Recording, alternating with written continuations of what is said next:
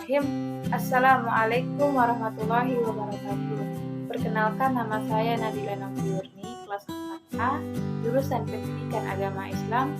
Saya mahasiswi dari Sekolah Tinggi Agama Islam Diniyah Pekanbaru, di mana terletak di Jalan Kiai Haji Ahmad Dahlan nomor 100, Kelurahan Kampung Melayu, Kecamatan Sukajadi.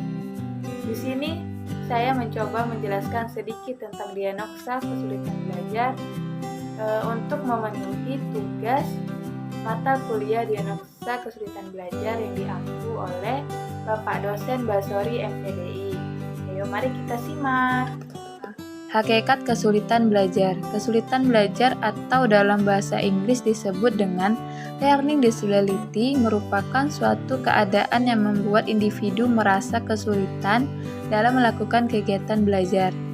Menurut Abdurrahman, kesulitan belajar merupakan ketidaktetapan pembelajar yang disebabkan oleh pertama itu kemungkinan adanya disfungsi otak, yang kedua kesulitan dalam tugas-tugas akademik, yang ketiga prestasi belajar yang rendah jauh di bawah kepastian inteligensi, yang terakhir adanya sebab lain seperti tunagrahita, gangguan emosional, hambatan sensoris, ketidaktepatan pembelajaran, atau karena kemiskinan budaya.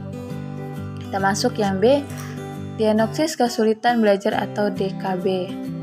Diagnosis adalah upaya identifikasi yang menunjukkan adanya kinerja belajar peserta didik atau menunjukkan jenis penyebab kesulitan belajar serta alternatif strategi pengajaran remedial yang efektif dan efisien.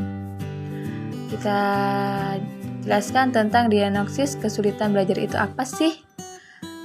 Diagnosis kesulitan belajar itu adalah suatu usaha yang dilakukan untuk meneliti kasus, menemukan penyebab timbulnya masalah, serta usaha untuk menemukan letak dan jenis kesulitan belajar yang dialami oleh siswa dan menetapkan kemungkinan-kemungkinan bantuan yang akan diberikan, sehingga siswa yang bersangkutan terlepas dari kesulitan yang dialaminya.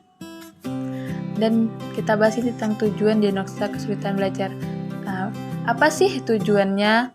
Tujuan diagnosis adalah menemukan penyebab timbulnya masalah serta usaha untuk menemukan letak dan jenis kesulitan belajar yang dialami siswa. Jadi, dengan adanya diagnosa kesulitan belajar ini, seorang guru atau seorang pengajar itu dia akan mengetahui seorang siswanya itu mengalami kesulitan dalam memahami pelajaran, atau dia kesulitan untuk membaca, atau dia kesulitan untuk berhitung, dan lain sebagainya.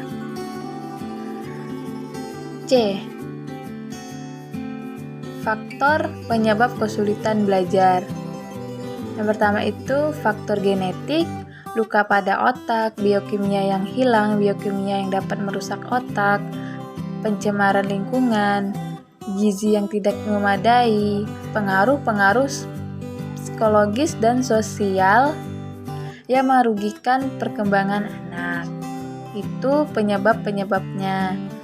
Dan D ini penanganan kesulitan belajar. Yang pertama itu kita beri pelatihan dan penguasaan tugas dan keterampilan.